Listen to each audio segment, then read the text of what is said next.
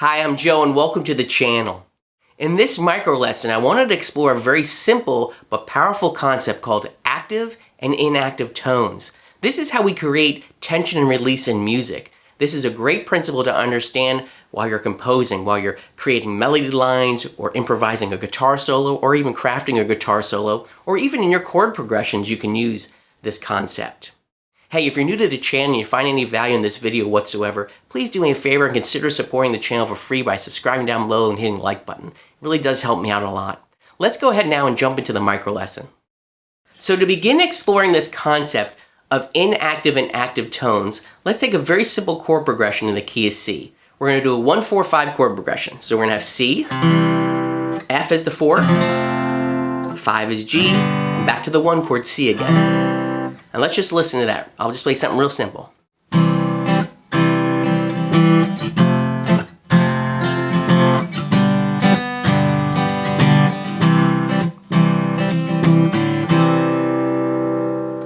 Now, each chord in that chord progression kind of takes the listener on a little bit of a musical journey. And if we look a little bit deeper, we have C, F, G, C. So the progression starts and ends with C. And because of that, C to our ears feels like home base. It feels like everything's at rest when we get back here. So that means when we're introducing the F chord and the G chord, we're starting to move away from that place of rest and bring it back home to C to resolve everything. Now C sounds so solid to us because it's made up of all inactive tones. So to illustrate how inactive and active tones interact with each other, let's go ahead and add an active tone to that C chord. We're going to add an F. All of a sudden, this adds tension to this chord. That sus4 wants to resolve down back to its natural state of the C chord. Let's listen again.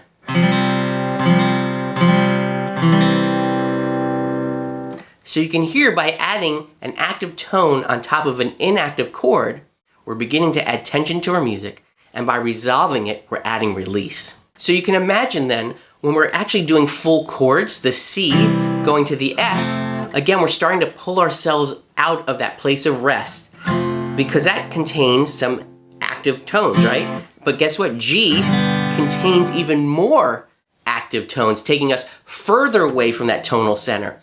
As an example there, the B and the D want to resolve back to C. So let's explore this a little bit further by playing a C major scale over a C chord, and let's see if we can identify all of the active and inactive tones inside of that scale. So for your listening pleasure, I have a C chord just constantly banged out on a piano. Really entertaining, I'm sure. But the goal here again is we're going to play a C major scale over that chord, and let's listen to how each scale degree sounds. Can we identify which ones are active and which ones are inactive tones? So there's our C, and I'm just going to play a C major scale.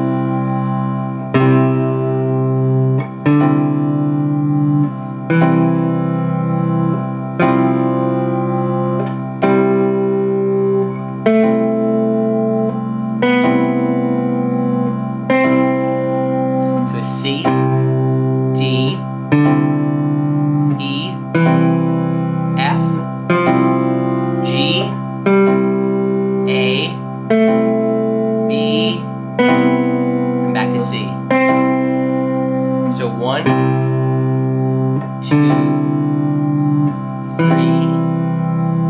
4, 5, 6, 7,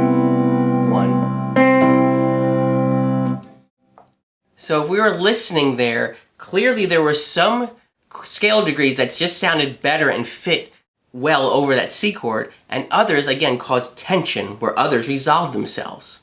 So what did it boil down to? Well, over that C chord, the 1, C, that was inactive. 2, D, was active. It wanted to do something. The 3 was inactive. 4 already know from the beginning of the video, is an active tone. 5 was inactive. 6 was inactive. 7 was active. And 1, back to 1, was inactive. So now that we understand this concept, what's neat is you can start using this to build tension and release in your music. So as an example, let's again pound that wonderful C chord. And what I'll do is I'll play little melody lines that are using active and inactive tones. So I'm going to first start out by playing over this C chord 2 inactive tones. We're going to play a C and an E. That's it.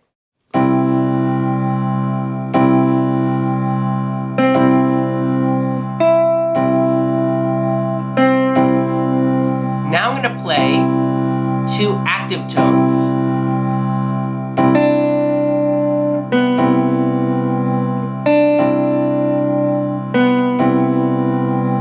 Now I'm going to play an inactive tone with an active tone.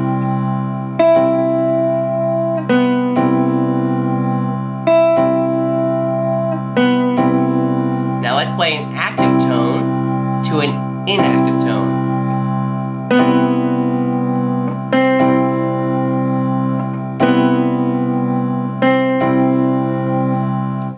Now again, these are very simple melodies, but I'm just trying to explore and show you the concept of how the note choices that you're using to either create your solos or your melodies on, or even if you're adding those chord tones, or adding those to chords as tension notes, you can see how it's adding this whole flavor of tension, and then how you can resolve it by adding in those inactive tones. So to practice this concept, come up with your own chord progression.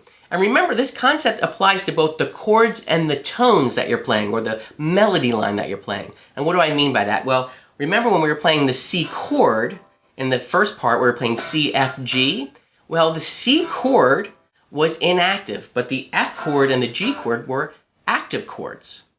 But what we also were doing when we started to add those melody notes to it, we started to have on an inactive chord active tones that we were playing on top of it. So again, come up with your own melody line and listen how you can create tension and release by introducing active and inactive tones across your whole chord progression. Another micro lesson down. Again, if you found any value in this video whatsoever, please do me a favor and consider supporting the channel for free by subscribing down below, hitting the like button, and knock on the bell and you'll be notified when the next video comes out. As always, I truly appreciate your support and I wish you a wonderful day.